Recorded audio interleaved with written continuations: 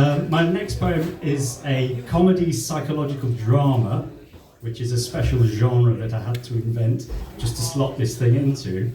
It's called Just the Three of Us. One night I dreamt there were two of me. I didn't like it one bit. I walked into my living room and there he was, the git, sitting in the old armchair where I'm supposed to sit. He looked like me. He dressed like me. I didn't like the guy. I told him he should sling his hook. We looked us in the eye and said in perfect synchrony, one of us must die.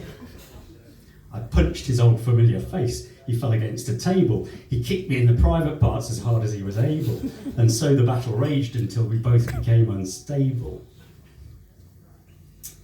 And I've forgotten the next line. We swore, we fought, we spat and scratched. It wasn't any use. We were, of course, an equal match in terms of self-abuse. Pretty soon we'd had enough and called a fragile truce. That night in the pub, I told my wife of the dream, to her dismay. Two of you, she said, aghast. You'd make my hair turn grey. Does this make me a bigamist? Will you use the pronoun they?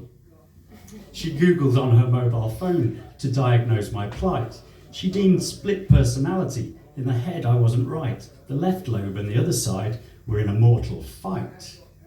She quoted Sigmund Freud at me, the ego and the id. She said, you hate what you've become and everything you did. You have an abnormality of which you can't be rid. You probably want to kill your dad and take your mum to bed. I see you in a different light. You're funny in the head. You should have told me all of this before the day we wed. I said, is it so serious? Should I see a shrink? No, she sighed. You will survive. Let's have another drink. And now that there are three of us, it's your round again, I think.